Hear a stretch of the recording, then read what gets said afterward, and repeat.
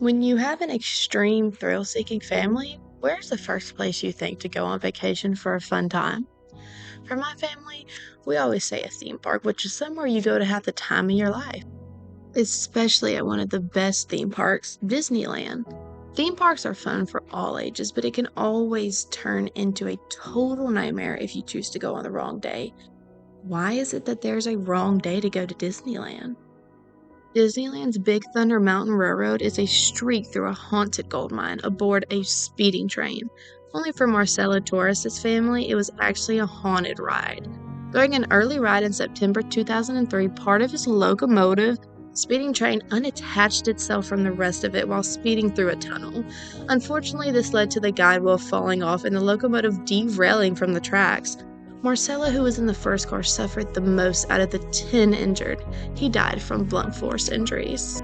Disney officials said the accident was caused by poor maintenance. Our own analysis found that the accident was caused by incorrectly performing maintenance tasks required by Disneyland policies and procedures that resulted in a mechanical failure, said the senior vice president of communications of Walt Disney Parks.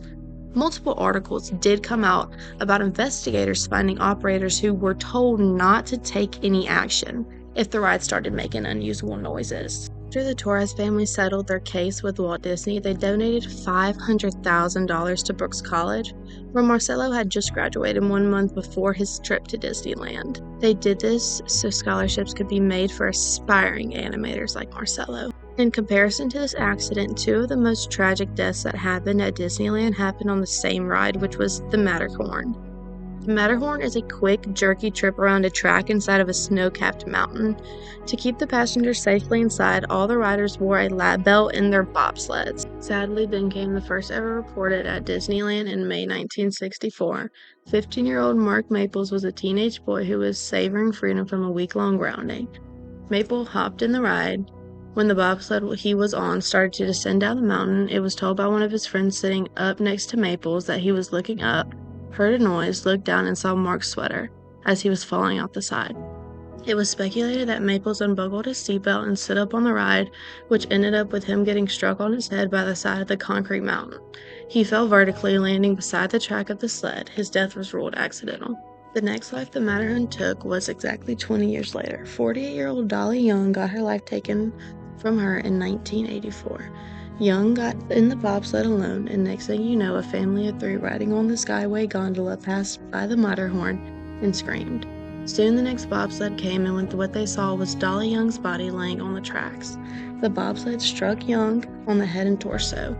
The ride automatically got stopped by Disney employees because they thought the ride was jammed. The scene they found was horrifying. Helen, the girl who screamed, told police she remembered seeing a female bouncing on her back on the tracks. She was declared dead, and they quickly ruled out foul play and suicide and zeroed in on the seatbelt. Once again, an accident based on a safety precaution that did not help the safety of the passenger. These are only 3 out of 80,000 incidents that happened at Disneyland. The park has been open since July 17, 1955. And if you really think about this and do the math, you will see that even though there are so many accidents, there are more quote-unquote good days at Disneyland rather than bad. But is it really worth taking the risk on your life to hope that you go to Disneyland on a good day? So, your idea of a fun, thrilling vacation at Disneyland might include paying $10 for a churro. Worst case scenario, y'all will lose your car in the parking lot and spend an hour walking through a maze of family-sized SUVs that all look similar to y'all's car. But for some families, this theme park is their real-life horror story. And I do not know about y'all, but this gives me every reason to stay away from Disney for the rest of my life.